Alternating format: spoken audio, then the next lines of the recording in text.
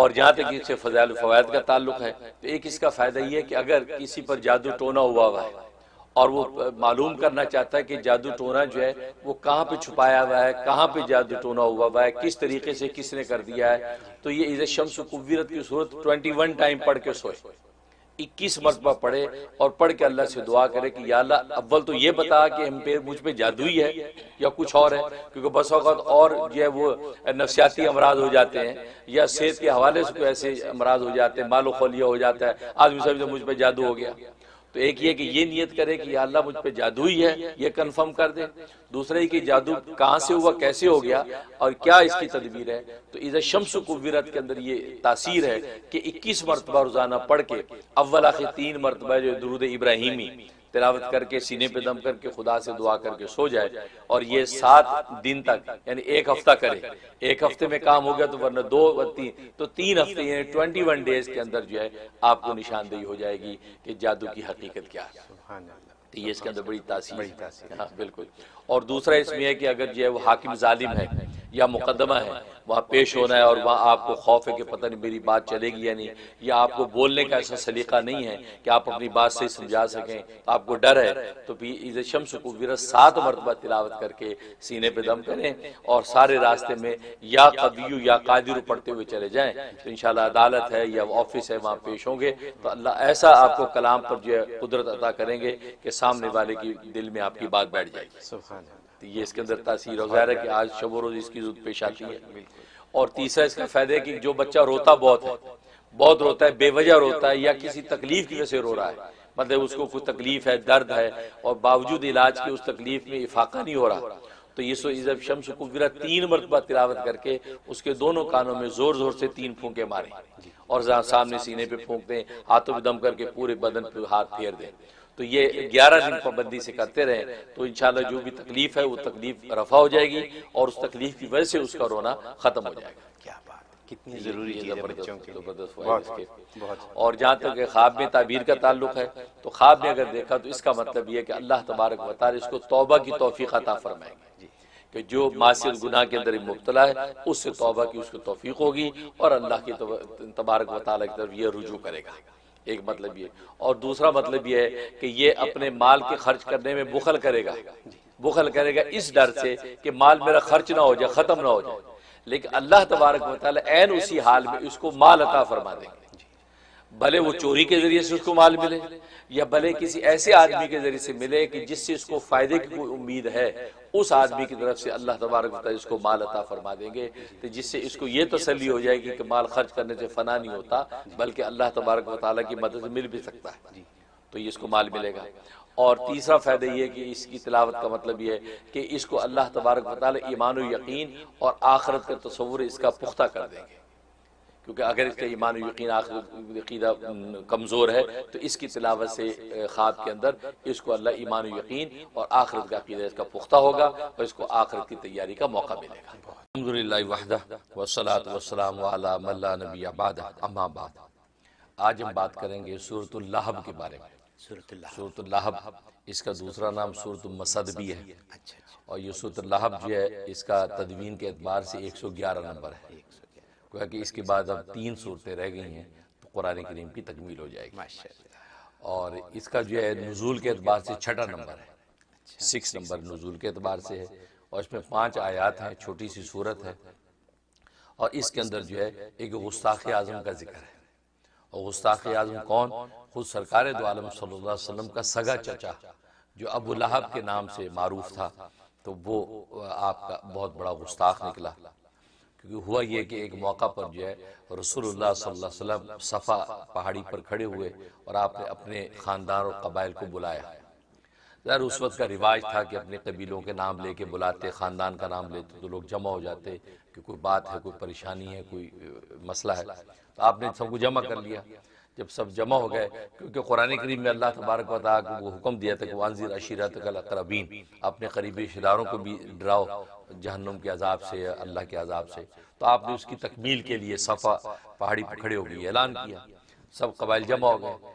تو آپ کے یہ چچا جو ہے ابو لہب جو آپ کے سگا چچا یہ بھی آ گئے سب، تو اس پر جو آپ نے کہا کہ یہ بتاؤ کہ اگر میں تمہیں یہ خبر دوں کہ اس صفا پہاڑی کے پیچھے سے دشمن کا لشکر حملے کے لیے تیار ہے اور اینی ٹائم تم میں حملہ آور ہو سکتا ہے، تو کیا تم میری بات کی تصدیق کرو گے؟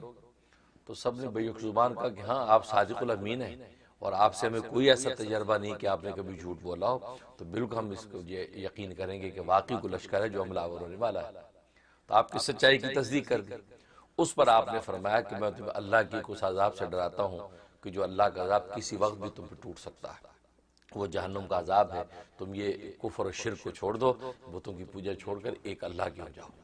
یہ پیغام دیا۔ تو ظاہر ہے کہ جب تصدیق پہلی بات کی ہے تو ابھی بھی تصدیق کرے، کیونکہ زبان وہی ہے۔ جب یہ بات سنی تو آپ کے وہ چچا جو ہے ابو لہب، وہ سامنے کھڑا تھا، اس کا نام عبدالعزیٰ تھا۔ عبدالعزیٰ، عزیٰ ایک بت کا نام تھا، اس کی نسبت سے اس نے نام رکھا ہوا تھا عبدالعزیٰ، کہ عزیٰ کا بندہ۔ وہ یہ بات سنی تو اس پر جو ہے بڑا سیخپا ہوا اور چلا کے بولا کہ تبا لکا لی ھذا جمعتنا، کہ تجھ پر ہلاکت پڑے، تباہی ہو، بربادی تیری ہو، تو نے اس لیے ہمیں جمع کیا۔ یہ بات کہی، بس یہ کہنا تھا تو اللہ تبارک و تعالی نے یہ صورت نازل کر دی کہ تبت یدا ابی لہب بتا، کہ تو محمد صلی اللہ علیہ وسلم کو کہتا ہے کہ اس پر ہلاکت پڑے، بلکہ ابو لہب ہلاک ہو اور اس کے دونوں ہاتھ ٹوٹے۔ تبت یدا ابی لہب، کہ اس کے دونوں ہاتھ ٹوٹ جائیں، تباہ ہو جائے اور وہ جو ہے ہلاک ہو۔ یہ قرآن کریم کی آیات اتر ہے۔ اور ہاتھوں کو اس لیے شامل فرمایا کیونکہ اس نے یہ بات کہہ کہ زمین سے پتھر اور کنکریاں اٹھا کے نفرت سے آپ کی طرف پھینکی اور تھوک آپ کی طرف نفرت سے، تو یہ گویا کہ ایک طرح کا جو ہے ہوا کرتا تھا اظہار نفرت۔ تو اس پر اللہ تبارک ان ہاتھوں کو بھی ذکر کیا، جن ہاتھوں سے تو نے کنکریاں اٹھا کے پھینکی محمد صلی اللہ علیہ وسلم کے چہرے انور کی طرف، تو وہ ہاتھ بھی ٹوٹیں اور تو خود پورا کا پورا تباہ برباد ہو جائے۔ تو اس پر اللہ تبارک و تعالی یہ سورت نازل فرمائی۔ تو یہ وہ گستاخ اعظم کی جو سگا چچا ہے کہ جس نے یہ حالت کی، اور پھر یہ کہ انہی ابو لہب کی جو بیوی ام جمیل، تو ام جمیل خود یہ لکڑیاں، کانٹے، یہ کچرا جنگل سے اٹھا کے لاتی تھی اور حضور صلی اللہ علیہ وسلم کا راستے میں بچھا دیتی تھی، تو آپ تاکہ چلے آپ کو کانٹے چبھیں، لکڑی چبھے، راستہ صاف نہ ملے، چلنے میں تکلیف ہو۔ تو یہ اس کو بھی قرآن نے ذکر کیا، وامرأتہ کہہ کے اس کی بیوی کا ذکر کیا کہ وہ لکڑیاں بچھاتی تھی۔ اور عجیب بات یہ ہے کہ عبداللہ بن عباس رضی اللہ عنہ فرماتے ہیں کہ وہ جو کانٹے بچھاتی تھی حضور صلی اللہ علیہ وسلم انہی کانٹوں پہ سے گزرتے تھے، لیکن وہ کانٹے آپ کے قدموں کے لیے پھول کی طرح نرم ہو جاتے، بالکل ایسے مخمل سے گزر رہے ہیں، آپ کو کوئی ایزا تکلیف نہیں ہوتی تھی۔ لیکن اس نے یہ حرکت لیکن کی، اور اس کو بھی اللہ تبارک و تعالی نے وبال میں پکڑا کہ ایک وقت وہ گٹھڑ اسی طرح لے کے آ رہی تھی لکڑیوں کا، اور تو ایک جگہ اس نے سوچا کہ میں آرام کرنے کے لیٹتی ہوں، تو اپنا گٹھڑ اتار رہی تھی، تو اللہ تبارک و تعالی کو فرشتہ مسلط کیا، تو فرشتے نے وہ جو اس کی رسی جو تھی وہ گلے میں تھی اس کو کھینچ دیا اس کے پیچھے سے، جیسے کھینچا تو اس کا وہیں دم نکل گیا، تو یوں وہ ہلاک ہوا۔ ادھر جو ابو لہب کے اوپر یہ ڈالی کہ اس کو اندر چیچک کا مرض اس کے اندر بھڑک گیا، گلٹی ایک ایسی نکل آئی کہ پورا جسم ایسا متعفن ہو گیا، ابل گیا، اور اتنا تعفن تھا کہ گھر والے قریب نہیں آتے تھے، یہاں تک کہ ان کی رسی باندھ کے اس کو روڑی پہ ڈال دیا، وہیں دور سے جو کھانے دے دیتے تھے، یہاں تک کہ جب وہ ہلاک ہو گیا وہاں پہ، تو پھر وہ حبشی غلاموں کو کرائے پہ لے کر کہا کہ یار اس کو کسی گڑھے میں دفن کر دو، کیونکہ اس کی تعفن بدبو سے کوئی قریب نہیں آتا تھا۔ ایسا اللہ تبارک و تعالی نے اس وبال ڈالا، اور یہ تبت یدا ابی لہب تب کی حقیقت واضح کر دی کہ اس کا مشاہدہ کیا لوگوں نے کہ واقعی دنیا میں کیسے وہ رسوا ہو کے مرا۔ اور حسن و جمال کو اس کے عالم یہ تھا کہ اس کی کنیت ابو لہب بن گئی تھی، لہب کہتے ہیں شعلے کا باپ، تو چہرہ اس کا ایسا شعلے کی طرح بھڑکتا تھا، اتنا حسین و جمیل خوبصورت، یہ حالت۔ اور اسی نے اس کے دو بیٹوں کے نکاح میں حضور صلی اللہ علیہ وسلم کی دو بیٹیاں تھیں، ام کلثوم اور حضرت رقیہ، یہ دونوں اس کے بیٹوں کے، عتبہ اور عتیبہ دو بیٹے تھے، ان کے نکاح میں تھی، تو بیٹوں کو بلا کے کہہ دیا کہ محمد کی بیٹیوں کو طلاق دے دو، لہٰذا جو عتبہ نے بھی طلاق دے دی اور عتیبہ نے۔ اچھا عتیبہ جو تھا اس نے بدبختی یہ کی، یہ چھوٹا تھا، اس نے یہ کیا کہ حضور صلی اللہ علیہ وسلم سے گستاخی و بے ادبی بھی کی، اور آپ کے سامنے جا کے بے ادبی کی، گستاخی کی، کہا میں تمہاری تصدیق نہیں کرتا، تمہاری یہ باتیں سب غلط ہیں، جھوٹ ہے، اور آپ کی طرف تھوکا، لیکن حضور اللہ صلی اللہ علیہ وسلم تک تھوک نہیں پہنچا، وہ واپس تھوک لوٹ آیا، یعنی بے ادبی گستاخی کی اور بڑی آپ کے بارے میں الٹی سیدھے باتیں کرتا۔ تو ایک مرتبہ حضور صلی اللہ علیہ وسلم کو اس کی باتوں سے بڑی ایذا ہوئی، تو آپ نے دعا کی اللہم سلط علیہ ایک قلب من کلابک، اے اللہ اپنے کتوں میں سے کتا اس پہ مسلط کر دے، یہ بد دعا دے،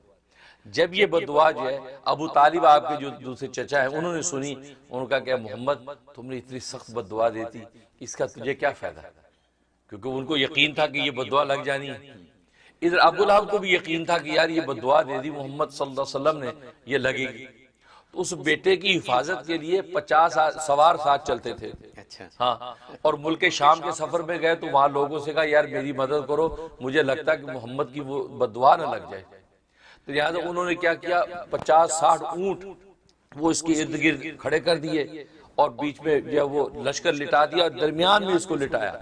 سفر میں ایک جگہ رات پڑی تھی، تو اللہ تبارک و تعالیٰ نے اس بددعا کو کیسے پورا کیا کہ ایک شیر مسلط کیا، اور سب جانور سب لوگ سو گئے۔ شیر بڑی خاموشی سے دبے پاؤں آیا، سب کو کراس کرتا ہوا، سونگتا ہوا، یہاں تک کہ عین جب اس کو جو اسے سونگا سمجھ گیا کہ یہی میرا شکار ہے، اور اسی وقت چند لوگوں میں چیر پھاڑ کے ٹکڑے کر گئے۔ ابھی لوگوں کو پتہ ہی چلا، آنکھ ہی کھلی ہے، پتہ چلا ٹکڑے ٹکڑے ہوا پڑا ہے اور شیر غائب ہے۔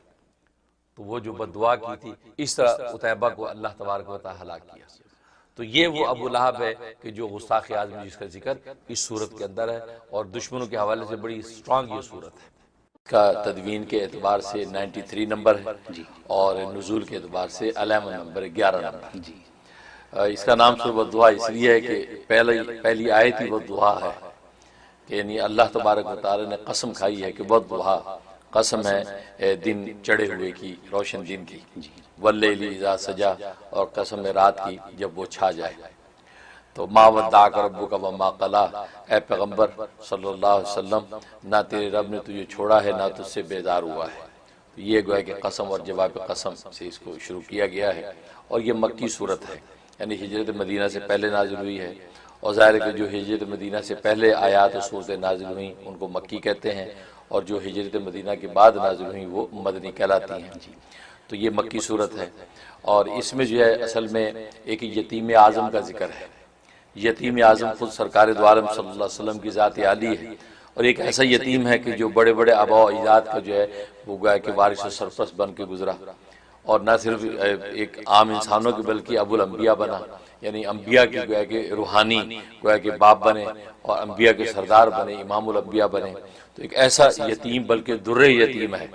اس کا تذکرہ اس صورت مبارکہ میں ہے، اور اللہ تبارک و تعالی نے قسم کے ساتھ اس کو ذکر کیا، اور اس پہ اللہ نے اپنی محبت اور وفا کا اظہار کیا ہے سرکار دو عالم صلی اللہ علیہ وسلم کے ساتھ۔ کیونکہ ہوا یہ کہ کچھ عرصہ کے لیے وحی کا سلسلہ منقطع ہو گیا، آپ کے پاس وحی نہیں آ رہی تھی، اور جبرائیل علیہ الصلوۃ والسلام جو وحی لے کر نہیں آ رہے تھے۔ تو ابو لہب جو آپ کے چچا ہے، تو ظاہر ہے کہ کافی مرتد مرا، تو ابو لہب کی بیوی ام جمیل اس سے یہ طعنہ تشنیع کرنا شروع کر دیا کہ دیکھو تیرے رب نے تجھے چھوڑ دیا ہے، تو اس سے تنگ ہو گیا، تیری جو حرکتیں ہیں اس سے تیرا رب تجھ سے تنگ ہو گیا، اور تیرا جو شیطان ہے، یعنی نعوذ باللہ سے جبرائیل کو شیطان کا، وہ شیطان جو تیرے پاس پیغامات لاتا تھا وہی لاتا تھا، وہ بھی منظر سے غائب ہے۔ یہ بات کہی، اس کا حضرت صلی اللہ علیہ وسلم پر بڑا ملال اور بڑا دکھ، ادھر وحی کا سلسلہ منقطع، ادھر یہ دشمن جو طعنہ تشنیع کر رہا، اور پھر یہ چچی ہے رشتے میں، تو چچی روز جو وہی طعنہ تشنیع کرتی ہے تو آپ پر دکھ اور تکلیف ہوتی ہے۔ تو یہ ایک دو کا تکلیف کا ایک عرصہ گزرا ہے کہ اللہ تبارک و تعالی نے یہ صورت نازل فرما دی کہ والضحیٰ واللیل اذا سجا، کہ قسم ہے چڑھے ہوئے روشن دن کی، واللیل اذا سجا، اور رات کی جب وہ چھا جاتی ہے، خوب اندھیری ہو جاتی ہے۔ ما ودعک ربک وما قلی، نہیں چھوڑا تجھ کو تیرے رب نے، نہ تجھ سے بیزار ہوا ہے۔ تو نیرا یہ بھی نہیں کہا کہ جو ہے وہ تجھے چھوڑا نہیں، بلکہ ساتھ کا بیزار بھی نہیں ہوا، کیونکہ بعض دفعہ انسان کسی کو چھوڑتا نہیں لیکن بیزار رہتا اس سے، تو فرمایا کہ نہ بیزار ہوا ہے نہ تجھے چھوڑا ہے، بلکہ والآخرۃ خیر لک من الاولیٰ، بلکہ ہمیں تیرے بعد کی جتنی زندگی کے مراحل ہیں وہ پہلے سے زیادہ ترقی یافتہ ہوں گے، تو روز بروز ترقی کرے گا، اور اتنے انعامات تجھے ملیں گے کہ وَلَسَوْفَ يُعْطِيكَ رَبُّكَ فَتَرْضَىٰ، کہ اللہ اتنا کچھ تجھے عطا کرے گا، اتنا نوازے گا کہ تو خوش ہو جائے گا، راضی ہو جائے گا۔ گویا کہ اس وقت تک اللہ دیتا رہے گا جب تک تو راضی نہیں ہوگا، یعنی اپنی رضا کی بات نہیں، یہ محبوب کی رضا کی بات۔ تو یہ آیات نازل کر کے گویا کہ کفار و مشرکین کے اس پروپیگنڈے کو توڑ دیا، اور پھر آگے آپ کی پھر وہ جو ماضی کے اندر آپ پر احسانات تھے کہ آپ نے یتیمی کی زندگی گزاری، تو اللہ تبارک و تعالی نے کیسے آپ کو سنبھالا کہ الم یجدک یتیما فآویٰ، کیا تجھے یتیم نہیں پایا تیرے رب نے، پھر تجھے ٹھکانہ دیا۔ یتیم کو یہاں کون اس معاشرے میں پالتا ہے، اور یتیم کی کیا حیثیت رہتی ہے، لیکن تیری یتیمی کے عالم میں اللہ تبارک و تعالیٰ نے کیسے تیری جو پرورش کی، نشو نما کی ہے کہ جناب آج جو ہے تو دوسروں کا سرپرست و سہارا نظر آتا ہے۔ تو یہ اللہ کی لطف عنایت نہیں ہے؟ وَوَجَدَكَ ضَالًّا فَهَدَىٰ، اور پایا تیرے رب نے تجھے گمشدہ ہے اور پھر تجھے جو ہے وہ راستہ دیا۔ یہ اصل میں ایک واقعے کی طرف اشارہ ہے۔ وہ یہ کہ آپ کے بچپن کا ایک واقعہ تھا، آپ گم ہو گئے، جنگل میں نکلے تو وہ گم ہو گئے، راستہ نہیں مل رہا، تو پریشان کبھی ادھر دیکھ رہے ادھر دیکھ رہے کہاں جاؤں۔ تو ابو جہل یہ اپنی اونٹری میں وہاں سے گزر رہا تھا، اسے دیکھا کہ کہا کہ محمد تم یہاں کیا کر رہے ہو؟ کہا کہ چچا جی راستہ نہیں مل رہا، میں نے جانا ہے۔ کہا اچھا او ہو آؤ آؤ بیٹھو۔ اونٹری پہ اپنے اونٹ پہ بٹھایا تو خود وہ ابو جہل آگے بیٹھا، پیچھے آپ کو بٹھا دیا کہ مجھے پکڑ کے بیٹھ جاؤ۔ اب جب اس طرح اس نوعیت کے ساتھ بٹھایا تو اونٹ اٹھتا نہیں، چلتا نہیں، وہ بڑا پریشان، وہ اس کے کوڑے بھی مارتا ہے لیکن اونٹ ہلتا نہیں۔ پھر وہ اتر گیا، پھر بٹھا دیکھا سب اونٹ بالکل ٹھیک ہے، پھر بیٹھا، پھر پیچھے بٹھا لیا آپ نے، پھر پکڑ لیا، پھر نہیں اونٹ چلتا۔ اب وہ مار بھی رہا ہے ابو جہل، اس کا اونٹ چل بھی نہیں رہا، سمجھ بھی نہیں آ رہی اچھا بلا اونٹ ہے تیرا راستہ کیوں نہیں پکڑ رہا۔ تو اس کے ذہن میں یہ بات آئی کہ اس محمد صلی اللہ علیہ وسلم کو آگے بٹھاؤں، تو آپ کو آگے بٹھائے، پیچھے خود بیٹھا تو اونٹ فوراً اٹھا اور چل پڑا۔ تو گویا کہ اشارہ یہ کر دیا کہ اصل میں یہ محمد تو ساری دنیا کا سردار بننے آیا ہے، سب سے آگے چلنے والا ہے، تیرے پیچھے کیوں بیٹھے گا۔ تو پھر اس وقت اس کو کلک ہوا کہ یار یہ محمد صلی اللہ علیہ وسلم جو یہ محمد میں کوئی بات ہے، یہ کیا بات ہے کہ یہ پیچھے بیٹھا رہا تو جناب اونٹ چلا نہیں، آگے میں نے بٹھایا تو اونٹ چل پڑا۔ تو اس وقت ہی گویا کہ ہدایت کی روشنی اس ابو جہل کم بخت کو بھی دی تھی کہ اس بچے کو پہچان، یہ آگے چل کے کچھ بننے والا ہے۔ تو وہ اشارہ کیا اس آیت میں کہ وَوَجَدَكَ ضَالًّا فَهَدَىٰ، کہ پایا تیرے رب نے تجھے گم شدہ، تو گم ہو گیا تھا جنگل میں، تو کیسے راستہ دیا؟ اس دشمن سے راستہ دیا جس دشمن نے کل کو تیری عداوت و دشمنی کی اور ایڑی چوٹی کا زور لگایا تجھے ملیہ میٹ کرنے کے لیے، اللہ نے اسی کے ذریعے سے تجھے اپنے مقام پہ پہنچایا۔ تو گویا کہ یہ ایسا احسان ہے کہ دشمن کے ذریعے سے مہربانیاں کروانا یہ تو خدائی کا کام ہے، اللہ ہی کا یہ بتایا۔ تو اگرچہ اس آیت کی اور تفسیریں بھی مفسرین نے کی ہیں کہ اس کا مطلب یہ کہ آپ شریعت کی تفصیلات سے جب واقف نہیں تھے، ہم نے شریعت کی تفصیلات بتائیں، لیکن یہ جو واقعہ میں نے بتایا کہ اس واقعے کے تحت گویا کہ یہ آیت نازل ہوئی۔ اس میں اللہ تبارک و تعالی نے اپنا ایک احسان ذکر کیا کہ وَوَجَدَكَ ضَالًّا فَهَدَىٰ۔ تو یہ اس لیے پھر اس میں چونکہ یہ انعامات ہیں اس در یتیم کے اوپر، پھر آپ کو بھی نصیحت کر دی کہ آپ جو ہے فَأَمَّا الْيَتِيمَ فَلَا تَقْهَرْ، کہ آپ خود یتیمی کا جو ہے نظارہ دیکھ چکے ہیں، اب اگر آپ کے پاس کوئی یتیم آ جائے تو اس کو ڈانٹنا نہیں، اس کو جو ہے وہ برا بھلا نہ کہنا، کیونکہ خود بھی آپ اس راستے سے گزر چکے ہیں، ان کو ڈانٹنا نہیں۔ وَأَمَّا السَّائِلَ فَلَا تَنْهَرْ، اور کوئی مانگنے والا آ جائے تو ضرور اس کی ضرورت پوری کرنا، کیونکہ ظاہر مانگنے والا جو ہے یا تو علمی طور پر کوئی ہدایت مانگے گا یا مالی طور پہ کوئی مدد مانگے گا، تو کسی قسم کا بھی سائل آئے وہ تیرے در سے خالی نہیں جانا چاہیے۔ وَأَمَّا بِنِعْمَتِ رَبِّكَ فَحَدِّثْ، اور تیرے رب کی جو نعمتیں تجھ پہ ہیں ان نعمتوں کا تذکرہ کیا کر۔